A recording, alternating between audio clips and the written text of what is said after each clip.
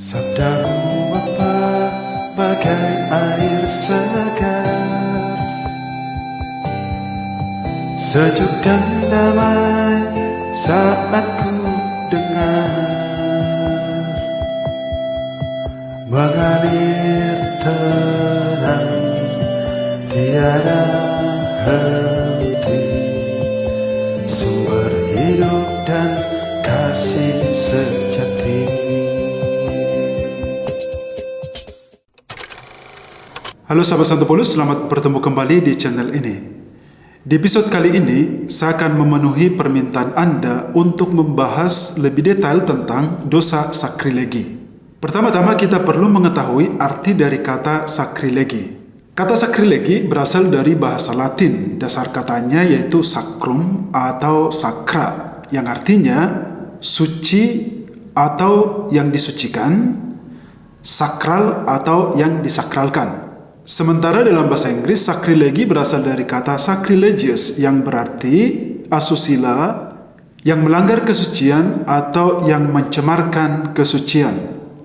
Nah, dalam gereja Katolik, sakrilegi ini dikenal sebagai tindakan pencemaran, penistaan atau penodaan terhadap kehormatan unsur-unsur agama dalam gereja Katolik. Tindakan penodaan, pencemaran atau penistaan terhadap kehormatan ini bisa dikelompokkan dalam 5 kelompok.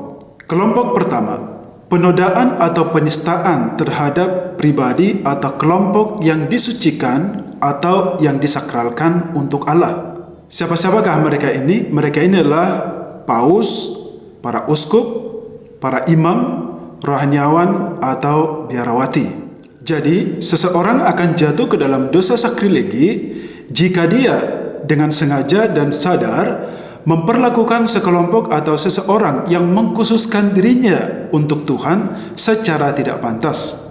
Secara tidak pantas dalam arti ketika mereka dilukai secara fisik maupun secara mental. Contoh, seorang koster membunuh seorang pastor.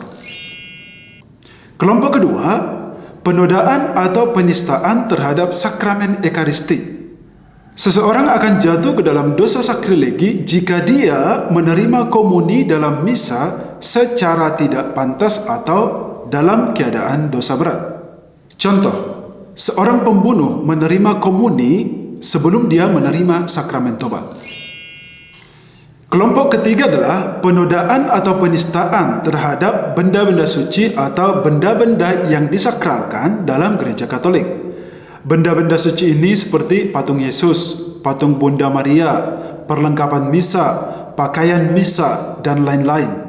Jadi, seseorang akan jatuh ke dalam dosa sakrilegi jika dia dengan sadar dan sengaja merusak benda-benda suci itu. Atau seseorang dengan sengaja dan sadar menyalahgunakan benda-benda suci itu untuk maksud yang tidak sesuai dengan kegunaannya. Contoh, seseorang dengan sengaja menghancurkan tabernakel atau patung Yesus. Kelompok keempat adalah penodaan atau penistaan terhadap gereja dan yang ada di dalam gereja dengan cara merampas atau merampoknya. Jadi, seseorang akan jatuh ke dalam dosa sakrilegi jika dia dengan sadar dan dengan sengaja mencuri benda-benda yang ada di dalam gereja. Contoh, seseorang mencuri patung Yesus lalu menjualnya ke tempat lain. Kelompok kelima adalah penodaan atau penistaan terhadap tempat-tempat yang disucikan atau yang disakralkan dalam gereja Katolik. Tempat-tempat ini misalnya gereja, bagian dalam gereja yakni altar dan sekitarnya, Gua Maria, tempat ziarah, tempat makam para orang kudus, bahkan tempat makam orang Kristiani dan lain-lainnya. Jadi, seseorang akan jatuh ke dalam dosa sakrilegi jika dia dengan sadar dan sengaja merusak, menodai atau mencemarkan tempat-tempat yang disucikan itu. Contoh, seseorang dengan sengaja merusak Gua Maria. Nah, sahabat Santo Paulus, demikianlah penjabaran saya tentang dosa sakrilegi yang dipahami dalam gereja Katolik.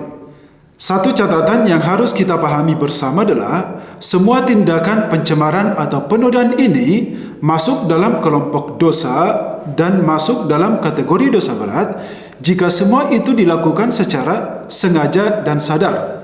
Itu berarti kalau Anda melakukannya secara tidak sadar atau tidak sengaja, maka itu tidak masuk dalam kategori dosa.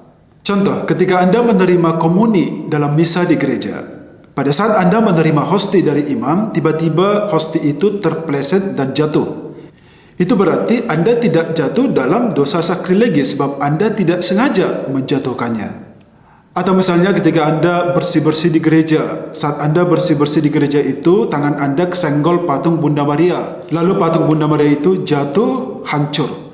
Itu berarti Anda tidak jatuh ke dalam dosa sakrilegi sebab Anda tidak sengaja menjatuhkan atau Anda tidak sadar dengan sengaja menghancurkan patung Bunda Maria itu. Jadi sekali lagi saya tekankan bahwa semua bentuk pencemaran, penodaan, atau penistaan terhadap unsur-unsur agama dalam gereja Katolik itu menjadi sebuah dosa jika itu dilakukan secara sengaja dan dengan sadar. Sampai ketemu di episode selanjutnya. Ampunilah aku, ampuni kelemahanku, ampuni dosaku dalam kerahiman-Mu, agar ku mampu wartakan